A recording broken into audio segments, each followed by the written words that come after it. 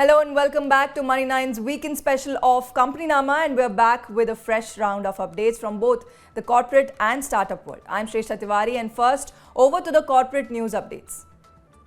France's Total Energies has put on hold a planned investment in Adani Group's $50 billion hydrogen project pending results of an audit launched following allegations by a US short seller, Chief Executive Patrick Pouyanné said on Wednesday. Following this, the Adani Group shares plunged up to 20% on Thursday in initial trade but later recovered. In more news, the Adani Group on its part prepaid $1.11 billion in loans ahead of the maturity to release pledged shares in Adani Transmission, Adani Ports and Special Economic Zone Limited and Adani Green Energy, in a move aimed at restoring investor confidence and easing the selling pressure in the group stocks. Following this, on February 8th, Adani Group stock staged a smart recovery with Adani Enterprises hitting its 20% upper circuit limit. This recovery came after Adani Group promoters prepaid the loans ahead of its maturity. Out of 10 of the Adani stocks listed on exchanges, only 2 were trading low.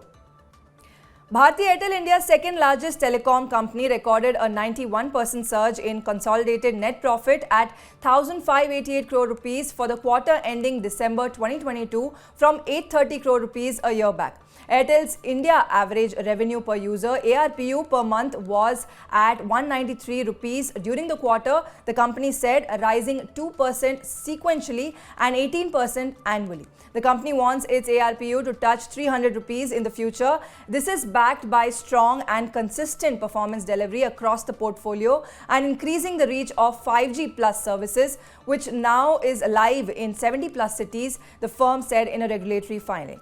However, the reported profit missed analyst projections, who were expecting more than 200% year-on-year growth for the quarter. Maruti Suzuki's contribution to the sales revenue of its Japanese parent, Suzuki Motor Corporation, has touched the highest ever figure during the April-December of FY23. According to SMC's results declared on 7th of February, Maruti's share in its global revenues jumped from 33.42% in April-December of FY22 to 40.93% in the corresponding period of FY23. The previous peak was observed in financial year 2018 when Maruti's share stood at 37.14%. And Hindustan Zinc on the 7th of February said that the acquisition of Vedanta's global zinc assets was approved by its board of directors at the meeting that was held on January 19, 2023 on the recommendation of the audit committee. Although the approvals are subject to regulatory approvals including shareholders approval, while Hindustan Zinc, a Vedanta subsidiary, will be acquiring zinc mines at nearly $3 billion, the center, which is a minority shareholder with over 29% stake in the zinc company, has raised objections to the deal. The government is likely to vote against the plan on concerns ranging from high valuations to it being a related party transaction.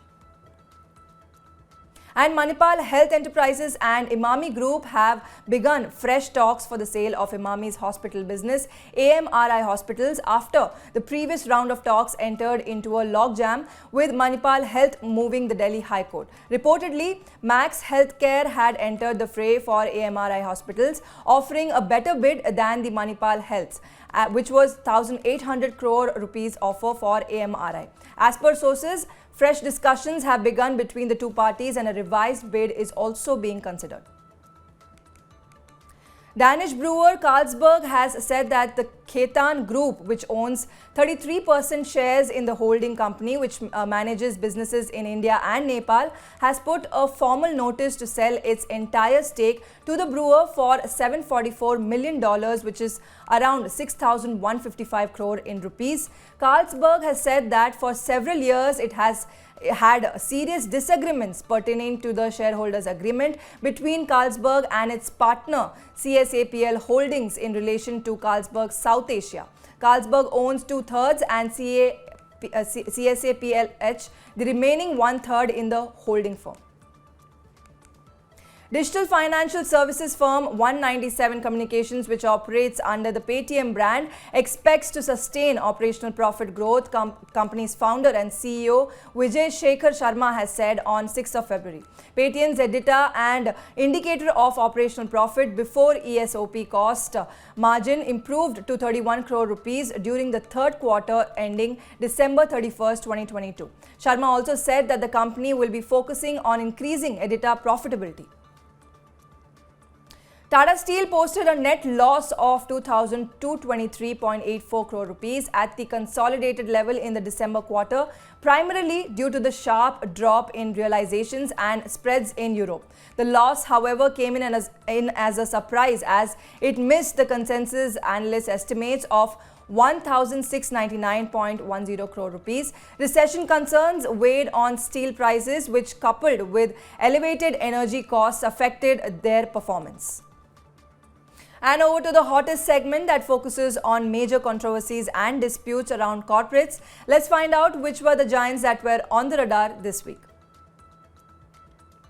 NCLAT on 7th of February issued notices to Torrent Investments and other respondents on a petition filed by the lenders of Reliance Capital seeking a second round of financial bids for the debt-ridden firm, which is currently undergoing insolvency resolution process. On February 2nd, the Mumbai bench of NCLT had ruled against holding a fresh round of auction for the takeover of the Anil Ambani promoted group Reliance Capital and had said that the challenge mechanism for financial bids has already concluded as on December 21st, 2022, with the bid of the applicant at 8,640 crore rupees being the highest. It also upheld the plea by Torrent Investments challenging the banker's decision to go for the second round of auctions in pursuit of higher value for the bankrupt company. Torrent Investments had filed a plea on January 9th requesting the tribunal to quash holding a fresh auction. Reliance Capital has a consolidated debt of around 40,000 crore rupees. Department of Telecommunications is expected to send a notice to Vodafone Idea soon, asking the company to give a tentative date for making the full payment of license fee and also the spectrum usage charges for the October-December quarter. The company is believed to have paid just around 10% of its statutory dues for the period. As per officials aware of the details, DOT, DOT and VI have already discussed the issue informally. As per reports, DOT will ask Vodafone Idea through a notice to share the entire amount which needs to be paid as statutory dues for the December quarter and also the tentative date for the payment. And over to our final segment of startups. Let's take a look. Indian startups fired around 6,000 employees in the third quarter of the current financial year and an additional 4,000 in January alone, according to a report by CIEL HR Services. This can be attributed to investors lowering the fund amid high volatility in global markets. In recent months, the layoffs range between 3 to 18%, and the most impacted were the entry and the middle level employees. Also, people from sales, marketing, engineering and administration were the most affected. However, the report also said that the hiring intent is expected to rise in the next few quarters. In fact, it has already begun. According to the report, until January, the number of open jobs rose by 16% as compared to the quarter ending December. Usher, a customer experience automation software provider, has raised $50 million led by Third Point Ventures. Existing backers Iron Pillar, 8VC, Aflac Ventures and Pentland Ventures also participated in the fresh funding round. The latest capital is expected to help the Santa Clara headquartered startup expand its portfolio of software tools, develop new technologies in artificial intelligence, including large language models and generative AI. And EdTech unicorn PhysicsWallah has said that it expects its revenue to grow over tenfold to 2,500 crore rupees in 2023-24, driven by the expansion of their business. The EdTech unicorn will expand its business ranging from self-learning courses for Class 4 to civil services preparatory exams in online and offline modes. It plans to double its physical learning centers to 80 this year in 42 cities from 40 centers in 32 cities at present.